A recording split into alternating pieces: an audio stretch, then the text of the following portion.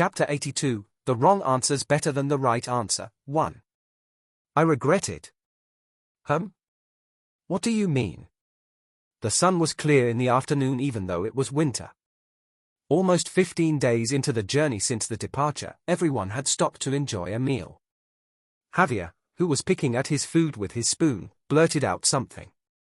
Lloyd tilted his head to the side. Regret it? Asked Lloyd. Yes, I regret it. Regret what? Do you regret being born? Lloyd said playfully. Javier replied with silence. If not, do you have a concern on your mind or something? Lloyd asked again. No, nothing is bothering me. But. It dawned on me that I had spent too much time lazing around the past year. Laze around? Asked Lloyd, one of his eyebrows lifting up. I have overlooked my sword training too much, said Javier as he clenched the spoon in his hand. Fixing his gaze at the soup growing cold in the bowl, he added, to be completely honest, I would like to express my apology to you, Master Lloyd. That is, about what happened back in Cremo. In Cremo? Yes, the night when we fought against the Gigatitan.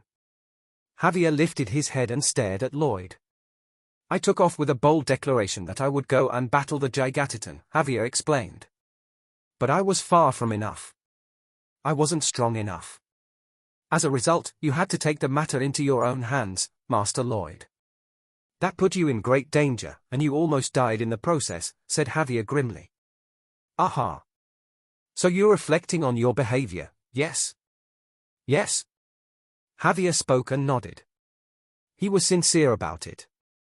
Had I been stronger or could suppress the Gigatitan on my own, everything would have been different. You wouldn't have been thrown into danger. That is why. Javier paused for a second, his eyes glimmering with determination. I have come up with a New Year's resolution. New Year's resolution? Yes, said Javier. Wow. How grand. So what is this New Year's resolution you have come up with? Sword Master. Phut. Lloyd almost spit out the soup he was eating. Javier maintained his serious gaze as he spoke. It wasn't that Lloyd thought Javier's goal was ridiculous. It was never the case. It was the opposite. His goal this year is to become a sword master? That would be impossible for anyone else, even if they hustled for the rest of their lives. But it sounds like it's actually going to happen since it's coming from him. Lloyd indeed felt that way. Javier could actually do it. That happened in the novel. That's what's scary about Javier. An innumerable number of knights had spent their lives in training throughout history, wishing to become a sword master. They risked their lives, fought against each other, and sweated over to internalize the fights on the battlefields. Their lives were literally spent sharpening their swords. And how many of these sword-obsessed people were there throughout history? I'd give hundreds of thousands probably, but maybe more. On the other hand, how many rose to become a sword master? Less than 200. Yes, indeed it was. According to the official record written in the Laurasia history book, there were exactly 179. Historians said that the number would increase to less than 300 if they included ambiguous records and unverified stories. So throughout history, there were less than 300 sword masters with only 179 of them who were verified. That's about the same number as the amount of kings in Korea during the Goguryeo, Shilla, Baekje, Goryeo, and Joseon periods. The number of sword masters in Laurasia history was similar to the number of kings in the history of South Korea, excluding the years in Gojoseon, Samhan, Gaya, or Bayo, whose records were relatively lacking. That's how strenuous it is to become a sword master. And here was Javier, who set such an extremely laborious feat as his yearly resolution, and vowed to work hard for it. Had anybody else said it, it would have made them as nutty as a fruitcake. But given that it was coming from him, it didn't sound like a joke. What a monster. Lloyd was lost in such thoughts when Javier's grim voice pierced into his ears. I shall endeavor my best to achieve the goal, so that I won't be surpassed by you. Eh? Me? Yes. What about me? Lloyd asked, curious. To this, Javier replied with nonchalance in his voice. You have already created the triple circle and reached the level of owning a manor heart on top of that. Oh, yes, I did. I thought to myself that Master Lloyd may appear slow, dull, and dispirited on the outside, but in fact, he's actually a genius in sword fighting. What? Slow and dull? Lloyd's brow twitched. If we're only looking at sword fighting, yes, that was definitely the case, replied Javier as if he was saying an objective fact. After all, you weren't a quick learner or exceptionally strong or fast. To be a little more exact, you were below average. Don't you think that's the case because you're setting the standard as yourself? Anyway, it looked like so to me. It's like I'm talking to a wall, said Lloyd. What's important is that I was wrong for thinking such. Truly, I never even imagined that you would create a manor heart in less than a year after you start training. Huh? Is this where the conversation's going? Yes, so I've been feeling panicked that I will be surpassed by you, Master Lloyd. What? Hey, Mr. Knight of the Blood and Iron. There's no way that would happen. Lloyd wanted to tell Javier that he wasn't a genius. He was simply developing things like the Azrahan core technique into a skill to invest in RP and enjoy speedier growth than other people.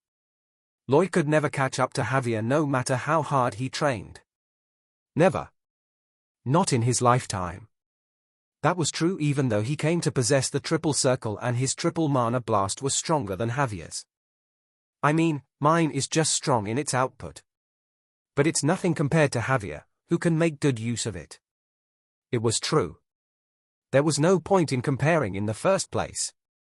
Basic stamina and strength, overall physique, mana employment skill, which reminded Lloyd of a solo guitar performance by Jimi Hendrix, reflex sense, ability to use strength, balance, employability, combat caliber, experience, fighting spirit, and overall technique. Javier was better in all of the categories. Analogizing it to a car, Javier was a 31st century Formula One car that was advanced and futuristic. Whereas he'd be a 20th century Daewoo Tico with a fighter jet engine. Lloyd was equipped with the triple circle and mana blast, but he couldn't control it. It was like a lottery. That was the objective evaluation he had given himself. So you got nothing to worry about, dude. But of course, Lloyd didn't say it out loud. There was no reason for him to tell Javier about the RP. Instead, he decided to leave his knight in his misunderstood state of crisis. It's only a win for me if he trains hard and becomes a sword master early. Javier was burning with a zeal to get better, and Lloyd stole a smile as he looked at him. It began to snow in the afternoon, and the journey toward the royal capital resumed. Black Club Hash. The journey ended quickly with no incidents or accidents. The only event worth mentioning was how one of the royal delegation members had been healed from terrible insomnia. It was the result of them overhearing Lloyd's lullaby service.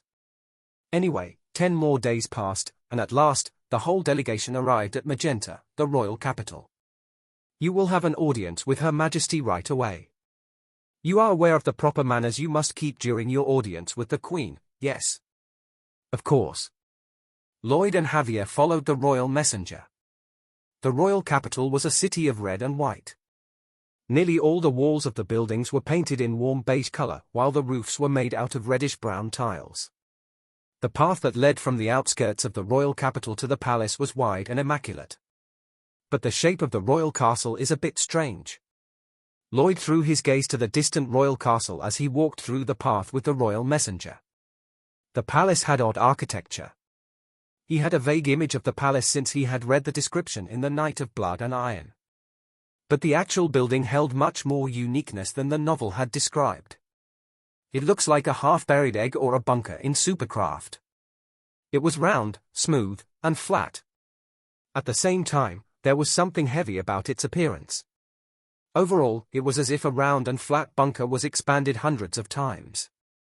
There were a multitude of different architectural characteristics from previous decades, including identifiable shapes distinct to Middle-Age castles. Such piqued interest must have been noticeable to the others. The royal messenger, who was walking ahead, spoke. Are you thinking that our palace is shaped in a special way? Yes. Yes, I am, said Lloyd. Understandable, the messenger said as he let out soft laughter. Everyone thinks the same when they see the palace for the first time. Antique and special. Nothing like a typical palace. Tell me, did you think such as well? Not to such an extent, denied Lloyd. I had heard rumors about it.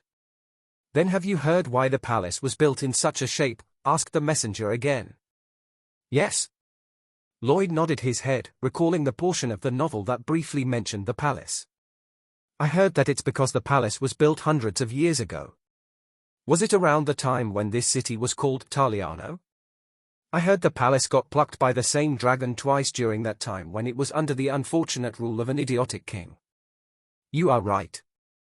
The history books speak of the absolute shock of the incident. And so, the royal castles built during the times took such a shape. Was it to not get plucked by dragons? Questioned Lloyd. It seemed so. Flat and round. No area to be grabbed. I heard that was the trending style in those days. And that royal castle is the last egg-shaped castle that still stands to this day, am I right? Asked Lloyd. Ha ha. I see that you studied your history well. I like you more the longer I'm with you. You exaggerate, Lloyd answered modestly. Lost in the conversation with the messenger, Lloyd found himself near the royal palace in no time. The delegation went through a set of complicated procedures before entering the place. Next, they headed right to the audience room, and it was only when Lloyd put on the new clothes that he realized he was in the royal palace. Phew. Lloyd would be meeting the monarch soon. If Count Cremo was a big shot, the person he was about to meet was the most powerful individual who had the whole kingdom under her thumb. In other words, she was Lloyd's VVVIP with the most money. Time to shine. Lloyd repeated in his head the temperaments and characteristics of the Queen, which he had read in The Knight of Blood and Iron. Scenarios Lloyd had played over and over again on the way here flashed through his mind one more time. Now, he inspected for the last time the grand plan he yearned to actualize. Some moments later, the monarch, at last, entered the audience room. Presenting Her Majesty the Queen. Lloyd instantly got on his knee and lowered his head. He heard the sound of the door opening. The sound of confident footsteps. And the sound of someone sitting on the throne. At last, a clear and energetic voice rang aloud in Lloyd's ears. Lloyd Frontiera and Javier Azrahan, lift up your gazes. Lloyd lifted up his head and saw a pair of black leather boots beyond the red carpet. He then saw the brown leather pants of rough texture. A used long sword was wrapped around a firm and slim waist. His gaze traveled up to the modest outfit, strong upper torso and shoulders, an immaculate neckline. The last that came into his view was the face of a woman who seemed to be in her late 30s. She had red hair, which rippled like a blaze of fire. Her emerald eyes brimmed with confidence and dignity, and they shone brightly against its blazing color. The moment his eyes locked with hers, Lloyd almost let out a gasp of admiration. She's incredible. The monarch of this kingdom, and one of the two sword masters. The ruler of indomitable spirit, Alicia Termina Magentano. She exuded significantly more dignity and confidence than what he imagined from the description in the novel.